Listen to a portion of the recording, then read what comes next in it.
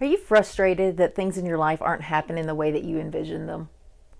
Maybe your marriage falls short of the dream in your heart, or your financial situation is lacking the security that you desire, or your career or your business is just not at the level that you thought it would be at this point.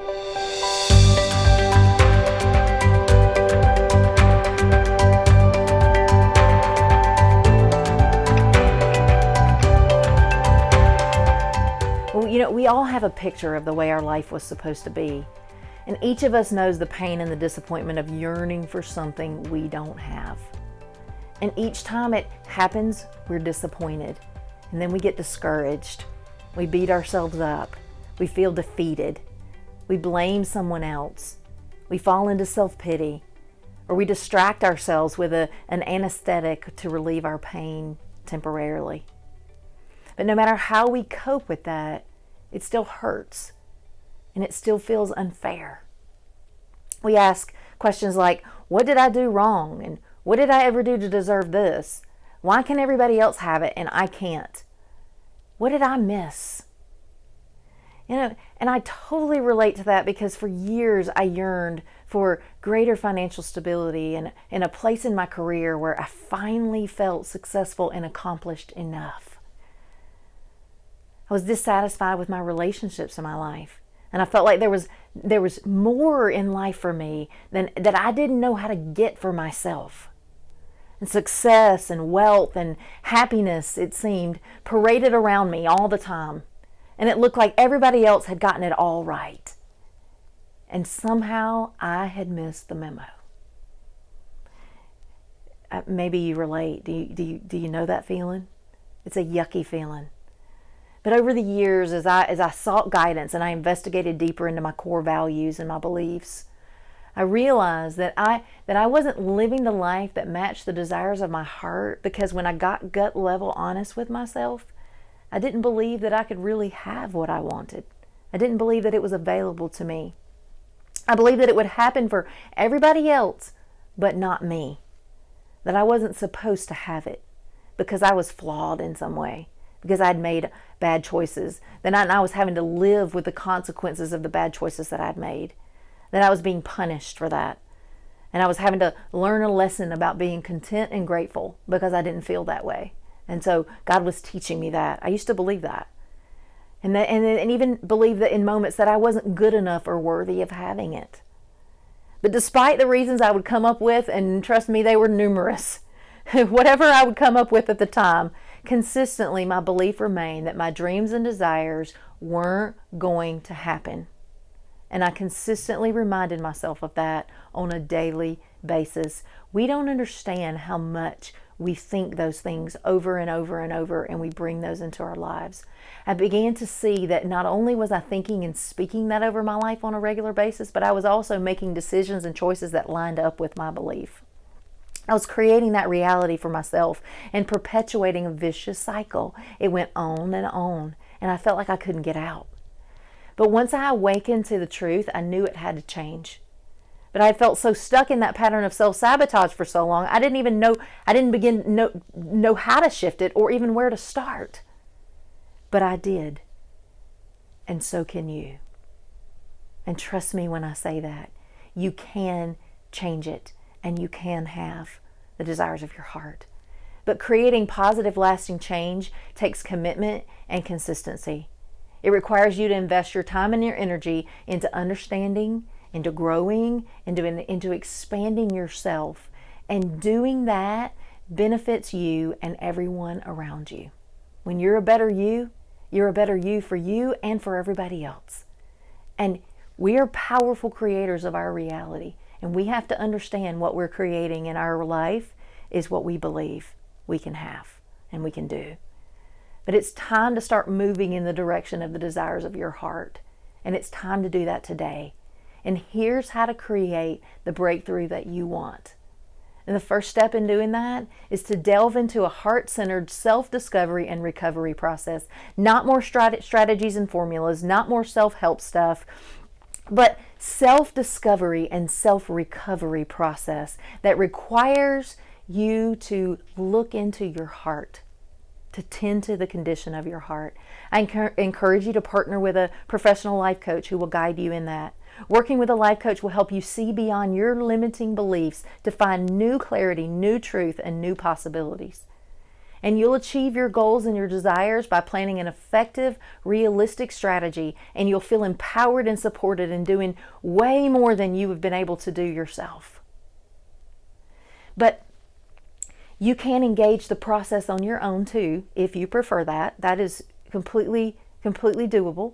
Reconnect to your heart though, and make it the center, or know that it's the center of your being, and make it important, and tend to its condition. Find out what makes you uniquely you. Find out what's getting in your way. Connect to your strengths, your capabilities, your passions, your values.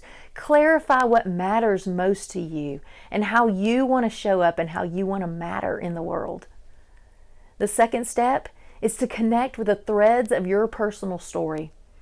Understand the roles that you've played and that you've continued to play throughout your life, the experiences that have shaped you, and your perspective, and why you have the perspective that you do. Know what inspires you. Know why you're passionate about the things that you are. What makes your soul sing and why? What breaks your heart and why does it?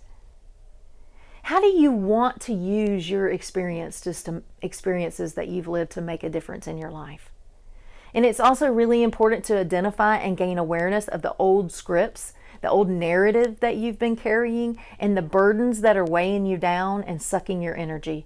Once you understand what those are, then you can replace those with new scripts that align with God's truth, and you can release those heavy and draining burdens so you're free to be you.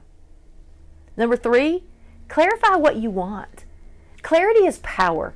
And spending time getting clarity about what the best version of you is and what your best, most fulfilling, joyful, and meaningful life feels and looks like makes all the difference in the world. Be alone with yourself in nature or somewhere that you can be still and quiet the noise. It may take some time to do that. You may not be able to do that in moments or even days.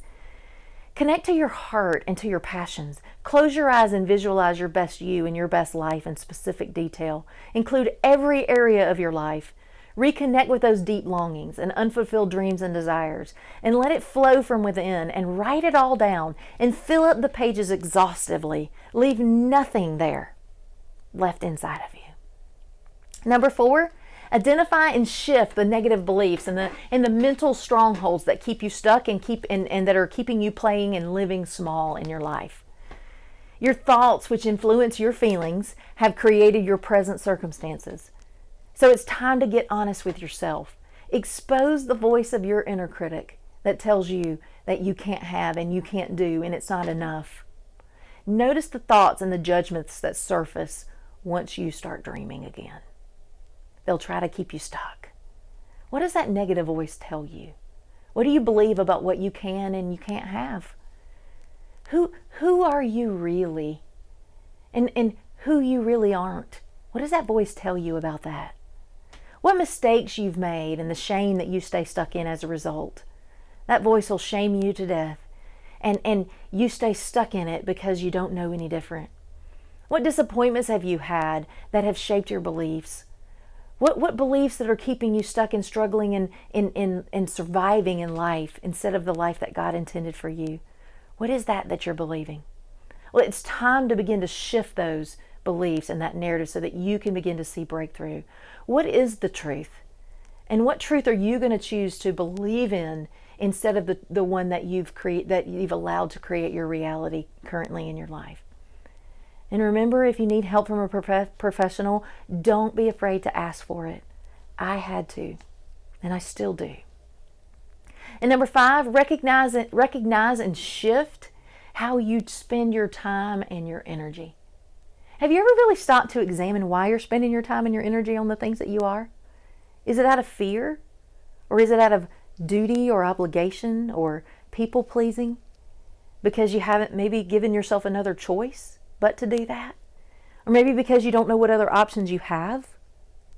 Or maybe it's for approval.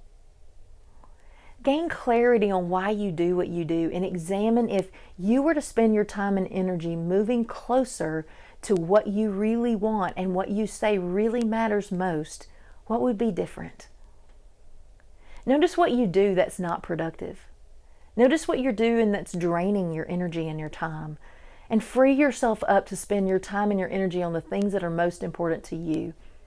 Reevaluate your choices and methods and identify solutions for those. Then you can begin making positive shifts and start living with focused intent instead of living reactively, so that you can create the life that you really want to be living. And then number 6, create a powerful action plan. After you gain clarity on what you really want, then you can build a roadmap that will guide you and motivate you to making your dreams and your desires a reality in your life. What will it take, really?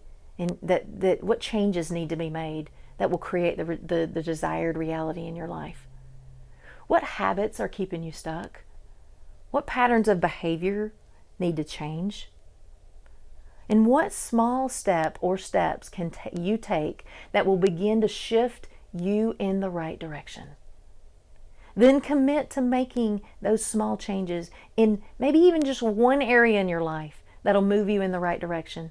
And once you take that small step in the direction of your dreams, you can build on the momentum and begin to create even more of a shift. Things aren't going to transform overnight. Big dreams are achieved with small daily focused steps, day after day, over time. Time on task over time. But stay focused on what you want to create, and then be intentionally focused on how you spend your time and energy and your resources every day. To create your new reality requires you to see your dreams every day, to remind you of where you're headed, and have a daily practice of focus and discipline. And it all begins right now by what you do in this very moment. What are you going to decide? What are you going to shift? What are you waiting on? Your answer is here. The path is laid out for you. Decide today that you're going to stop settling and start really living.